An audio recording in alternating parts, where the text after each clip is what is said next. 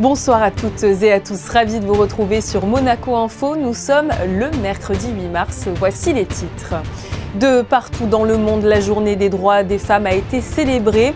Monaco a aussi participé à cette mobilisation générale pour rappeler que le combat pour l'égalité entre les hommes et les femmes est encore loin d'être gagné.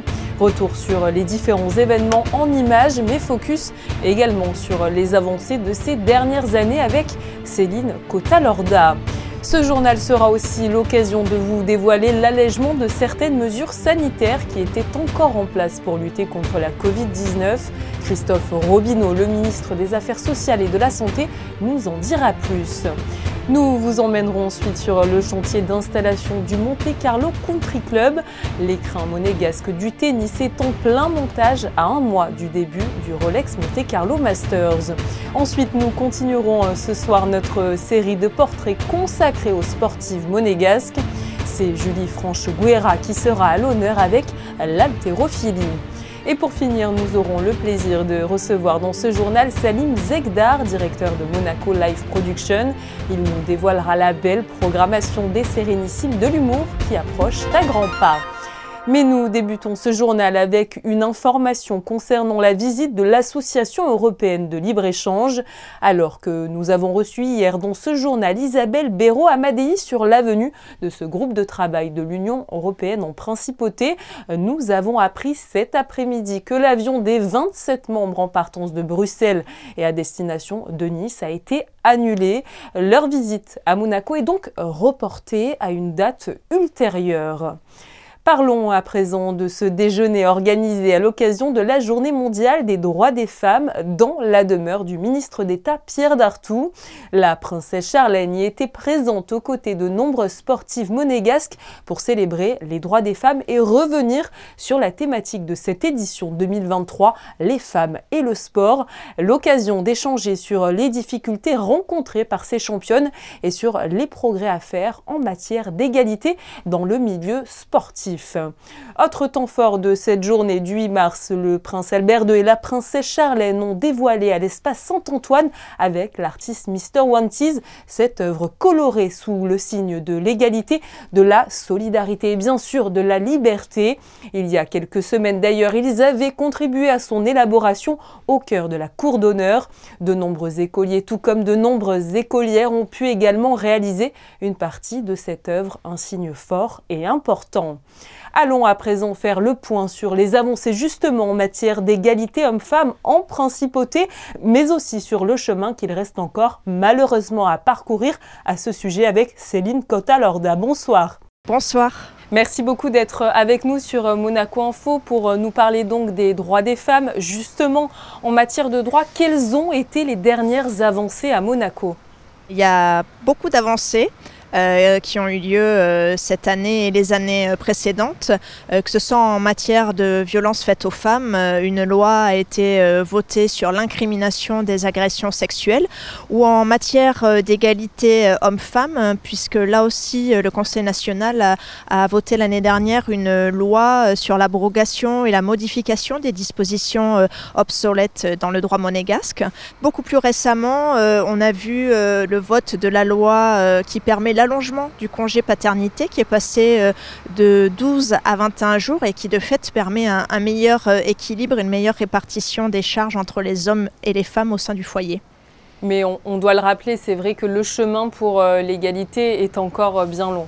Tout à fait, même si les choses avancent et que l'année est riche en actions, il y a encore des chantiers qui doivent être ouverts en matière d'égalité, puisque je rappelle qu'une étude a été réalisée par l'INSEE sur les écarts de salaire à Monaco et que celle-ci a montré que dans le secteur privé en particulier, il y avait des écarts en défaveur des femmes.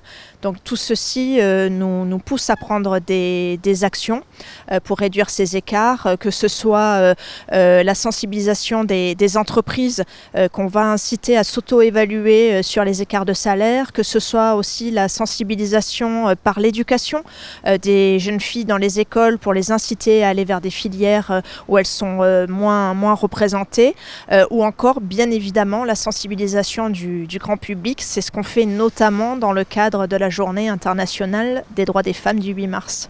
Le 8 mars, vous venez de le dire, mais ce n'est pas la journée de la femme, mais bien la journée internationale des droits des femmes. En quoi, même si on l'a un petit peu abordé, cette journée est primordiale ? C'est important de faire ce point-là toutes les années, même si cette journée, ça devrait être toute l'année, les droits des femmes. Mais c'est important parce qu'on voit que malheureusement, la situation dans le monde pour un certain nombre de femmes n'est pas réjouissante en matière de droits à cause des crises, à cause des guerres. Donc c'est aussi se rappeler que rien n'est acquis en matière de droits des femmes et qu'il faut continuer à les porter et continuer à porter ce sujet d'égalité homme-femme. L'égalité entre les hommes et les femmes, un combat de tous les jours, on l'a compris. Est-ce que vous sentez tout de même que la population monégasque, en l'occurrence, est sensible à tout cela ?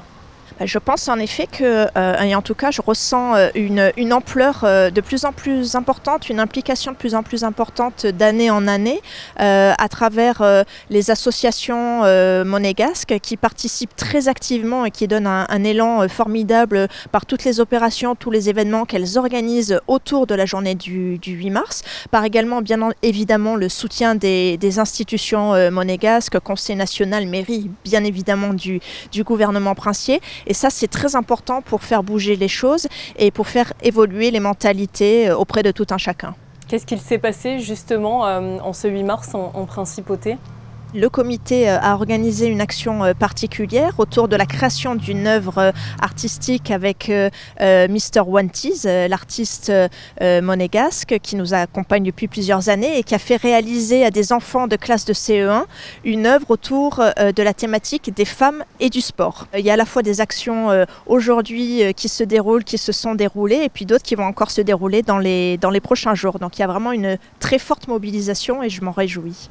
Cette édition 2023, vous nous l'avez souligné, mais à une thématique bien particulière avec les femmes dans le monde du sport, un milieu, c'est vrai, dans lequel règne malheureusement encore beaucoup trop d'inégalités.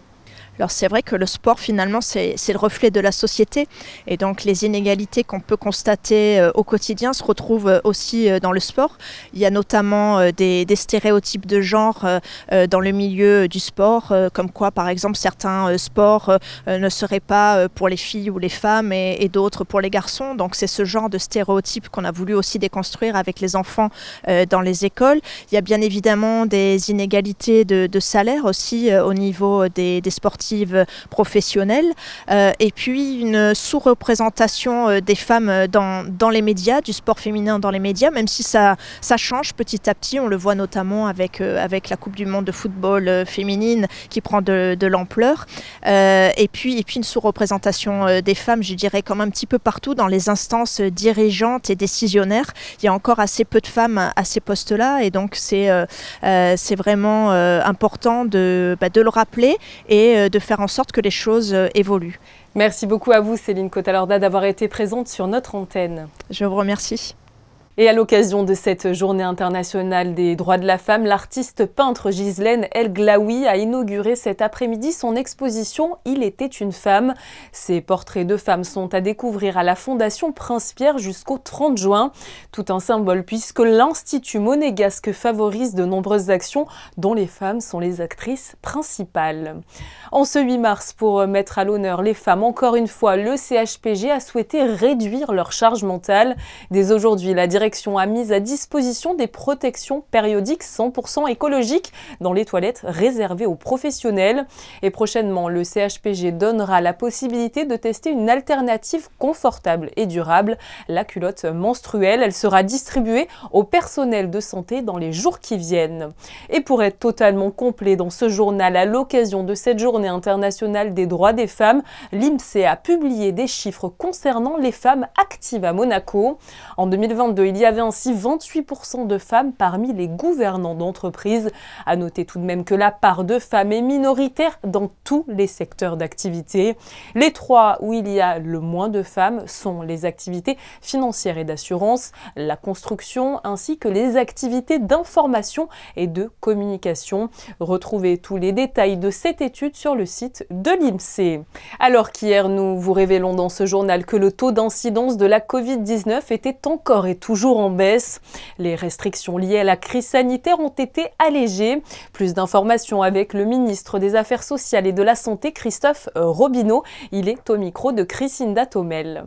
On se propose de supprimer la période d'isolement pour les patients qui sont positifs. Évidemment, ces personnes-là seront tenues de porter un masque, devront prendre les précautions d'usage, respecter les gestes barrières, le faire savoir aux personnes que éventuellement elles ont fréquentées. Supprimer également le suivi des cas contacts. Et puis supprimer le test à J2 pour les cas contacts. Et concernant la vaccination ? Alors concernant la vaccination, vous savez qu'aujourd'hui les nouvelles recommandations, elles préconisent un rappel à l'automne pour les personnes à risque. Donc il n'y a pas d'obligation à poursuivre la vaccination comme on a eu ces schémas un peu compliqués, notamment pour les personnes immunodéprimées, les personnes à risque. Le deuxième point évidemment, c'est la question des soignants qui ne sont pas vaccinés. Quoi qu'il arrive, la loi portant obligation de vaccination pour les soignants arrive à échéance fin avril. Mais nous avons décidé que dès le mois de mars, nous allons pouvoir, fin mars, réintégrer les soignants parce qu'aujourd'hui, le peu de cas hospitaliers, le peu de cas graves, la faible incidence dans la population, dans la mesure où dans les établissements de santé on porte le masque et que le masque est un moyen efficace de limiter la contagiosité, nous permet d'envisager aujourd'hui le retour des soignants et des professions libérales qui sont suspendues à une activité normale. Parlons sport et tennis. Le Rolex Monte Carlo Masters débutera le samedi 8 avril avec les premiers matchs de qualification. Frédéric Hélion et Thomas Deus se sont rendus au Monte Carlo Country Club pour voir l'avancée des travaux un mois avant le début du tournoi. Regardez. C'est le premier grand rendez-vous de la saison de terre battue en Europe. Le Rolex Monte Carlo Masters permet aux meilleurs joueurs de tennis de la planète de prendre leur première marque sur terre un mois et demi avant Roland-Garros. Pour les accueillir dans les meilleures conditions, le Monte Carlo Country Club fait sa traditionnelle mue pour se mettre en configuration Rolex Masters plusieurs mois avant le début du tournoi. Les premiers éléments de tribune sont arrivés déjà fin janvier. Et là, tout s'est accéléré depuis début mars. On est quasiment, en ce qui concerne les terrains de tennis, on est quasiment en configuration tournoi. Donc on est à 23 cours à l'année, 21 cours en terre battue, 2 cours en dur. Et là, ça y est, on est à 12 cours. Donc il reste 11 cours de terre battue, un cours en dur qui est pour l'animation pendant le tournoi. 850 mètres carrés de structures métalliques à étages seront installés, ainsi que 11 000 mètres carrés de moquettes et 30 000 mètres carrés de tissu. Le montage du cours central se fait en une semaine. Il en faudra 3 pour finaliser le montage du village. Au niveau tribune, nous sommes 20 personnes sur 3 semaines, 4 semaines. Sur le village que vous avez derrière, ils sont un peu plus. Je dirais autour des 30 à 40 personnes, 50 personnes, il y a des tapissiers, monteurs de structures et compagnie. Pour acheminer tout ce matériel, on est autour des 60-70 semi-remorques qui représentent rien que pour les tribunes l'équivalent de 500 tonnes à peu près. Tout apporté à la main. Le Monte Carlo Country Club passera totalement en configuration tournoi à disposition des joueurs à partir du mercredi 5 avril, c'est-à-dire 3 jours avant le début des qualifications. Sport toujours et suite de notre série de portraits consacrés aux femmes qui brillent au plus haut niveau. Coup de projecteur aujourd'hui sur Julie Franche-Guerra, une passionnée de photographie qui excelle en force athlétique. Regardez le reportage de Frédéric Hélion sur des images d'Alex Avial. Elle aurait pu faire carrière dans le handball, un sport qu'elle a pratiqué pendant 10 ans, avec notamment plusieurs sélections en équipe de France jeune. Mais ce rêve d'enfant s'est envolé suite à une série de pépins physiques. Julie Franche-Guerra veut alors se tourner vers un sport individuel et pour se remettre en forme après une blessure, elle se rend dans une salle de sport qui devient rapidement son nouveau terrain de jeu favori. J'ai toujours été compétitrice dans l'âme, donc faire un sport pour le fun, entre guillemets, ça ne me correspondait pas. Donc je voulais voir si j'avais le goût de la compétition et aussi si j'avais quelque chose à faire dans ce sport. Et je me suis rendu compte que je prenais du plaisir et que surtout c'était tout nouveau et je pouvais me challenger moi-même. Et du coup, ça a commencé par trouver un bon coach, surtout parce que je voulais pas commencer ça toute seule. Moi, je fais de la force athlétique, donc c'est 3 mouvements, le plus lourd possible. On a 9 essais, donc sur le squat, développé couché, soulevé de terre. Et donc là, j'ai le niveau collectif France, donc c'est au-dessus du niveau France, mais en dessous du niveau Europe. Et après, il y a une spécialisation qui est possible juste en développé couché. Et ça, je m'y suis mis il y a à peu près 2 ans. Et ça a très bien fonctionné pour moi. Julie participe au championnat du monde et devient l'an dernier vice-championne d'Europe de développé couché à Budapest, en Hongrie. Elle détient 4 records de France, dont celui du développé couché avec une barre à 126 kg. Le fruit d'un travail acharné, des entraînements 6 jours sur 7, des séances pouvant aller jusqu'à 3h30 pour un travail soit sur le mouvement, soit sur la charge. Passionnée de photographie, elle a réussi à se faire une place dans un milieu masculin. Moi, j'ai jamais eu de problème pour m'inscrire dans une salle ou pour m'entraîner, jusqu'à arriver à un certain niveau. Dès qu'on arrive à un certain niveau, je pense que l'ego ressort, mais ça c'est pas dû au fait d'être homme ou femme, je pense. Je m'inspire beaucoup des hommes pour leur discipline, etc., même si les femmes le sont aussi, mais et aussi de leur rigueur et des hommes qui vraiment ont cet ego positif. Là il y a des filles avec moi, je suis contente d'ailleurs, les filles viennent de plus en plus. Et j'ai pas de soucis au quotidien, mais je sais que quand je fais des barres, y a des gens pas contents, mais c'est le lot de chacun. Actuellement en période de reprise, après une blessure au dos, Julie Franche-Guerra reprend doucement avec son coach à la salle du Stade Louis II, Jean Canestrier. Elle bénéficie aussi de l'expertise de Florent Blanc qui lui concocte à distance des programmes d'entraînement. Le pavillon Bozio École supérieure d'art plastique est situé sur Le Rocher. Ce lieu propose depuis une vingtaine d'années une formation spécialisée en art et en scénographie. Eh bien, ce pavillon a justement organisé une journée portes ouvertes récemment. Reportage. Professeurs et élèves se sont retrouvés il y a quelques jours, non pas pour des cours, mais pour présenter cette institution à de futurs élèves. L'École supérieure d'art plastique Pavillon Bozio forme chaque année des scénographes, commissaires, metteurs en scène, réalisateurs ou encore décorateurs. C'est une journée porte ouverte, comme elle se passe dans de nombreuses écoles supérieures. Et donc le but, c'est de présenter aux futurs postulants, aux futurs élèves, les locaux de cette école, les spécialités. Puisque, comme vous le savez, c'est une école de scénographie. C'est notre ancien directeur, M. Henri Sy, qui avait pris cette option, et c'est un choix extrêmement judicieux, parce que la scénographie aujourd'hui se décline dans de nombreux domaines d'art.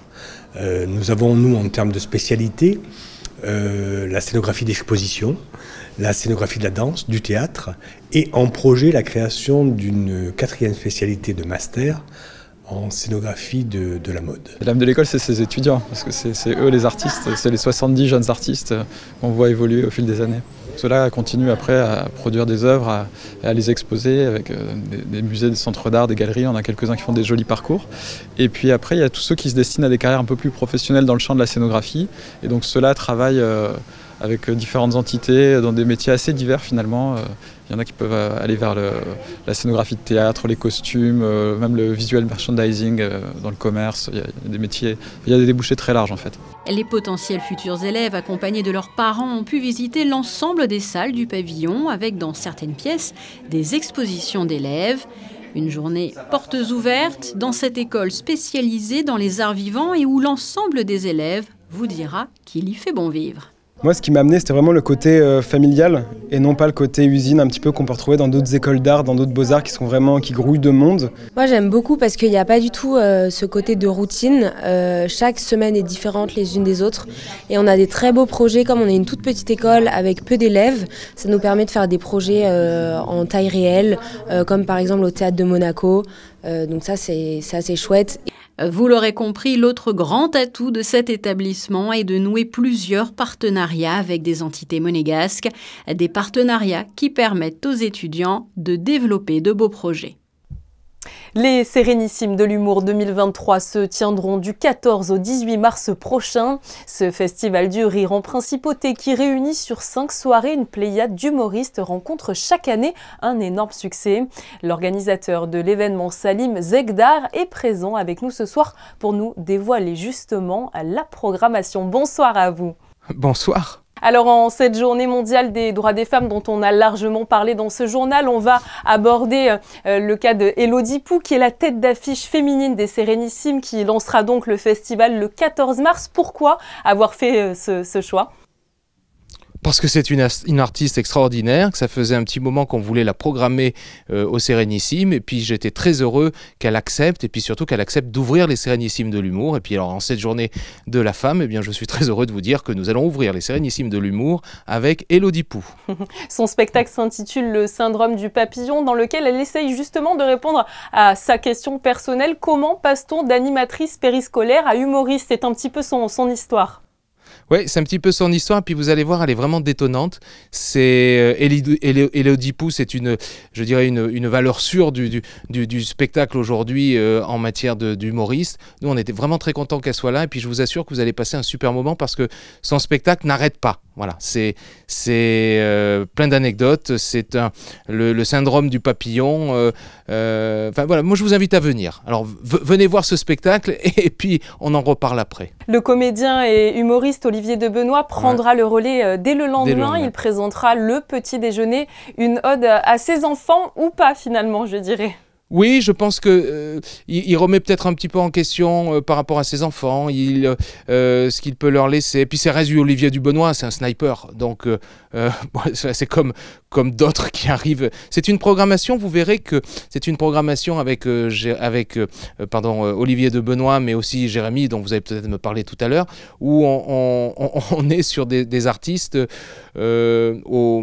à l'humour froid, à l'humour détonnant, enfin en tout cas qui ne laisse pas indifférent.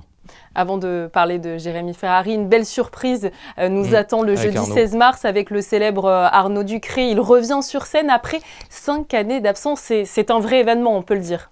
Ah, c'est un vrai événement et surtout que Arnaud était venu il y a très longtemps au Sérénissime de l'humour dans un Open du rire que nous faisions avec Rire et Chanson où il est arrivé deuxième. À l'époque, il faisait Caméra Café.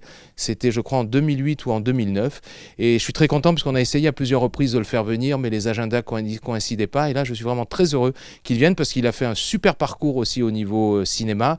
Et en matière de spectacle, de one-man show, c'est un garçon vraiment extraordinaire, avec beaucoup de finesse et d'humour. Et donc pour la programmation, pour le dernier one-man show de la semaine, vous avez choisi Jérémy Ferrari. Alors là, c'est le maître des snipers, Jérémy Ferrari, avec un spectacle qui va durer près de 3 heures. On ne se rend pas du tout compte des 3 heures. Alors c'est vrai que quand j'en parle, on me dit 3 heures de... Ah non, mais c'est 3 heures où vous rigolez du début jusqu'à la fin avec des côtés un peu osés, des côtés on se dit non, il a quand même pas osé le dire. Finalement, il a dit, mais c'est bien passé, puis on rigole.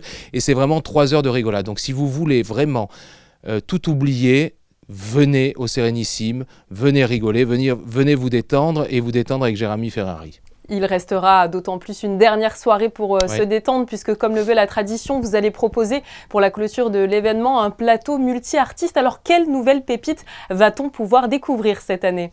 Alors cette année, on va pouvoir découvrir Yann Guillarme, Pierre Thévenoud, Tarek, Antonia de Redenge et puis surtout Alex Fredo. Alors ce sont des jeunes talents, ou des talents en devenir. Alors certains ont un petit peu roulé leur boss comme Yann Guillarme, mais on a imaginé avec notre partenaire Rire et Chanson, puisque je vous confirme également, comme pour l'année dernière, que cet Open du Rire, ou en tout cas ce spectacle multi-artiste, sera repris en direct sur la radio Rire et Chanson sur le plan national. Donc c'est quelque chose de fort et d'important pour notre festival, puisque ça va faire parler à toute la France de ce festival pour la 2e fois, puisque l'année dernière, ils avaient conclu le même accord.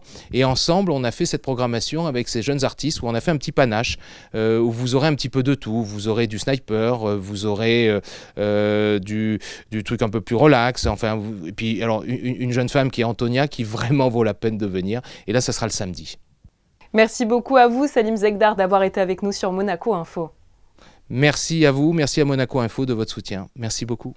Et à noter qu'il reste encore quelques places pour venir assister à ces sérénissimes de l'humour. Rendez-vous sur le site du grimaldiforum.com ou au 99 99 30 00 pour obtenir les derniers billets.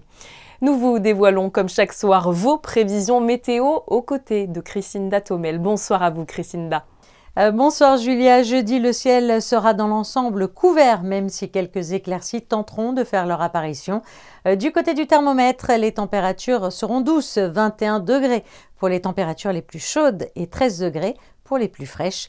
Le soleil se lèvera à 6h52 et se couchera à 18h29. Demain, nous fêterons les Françoises.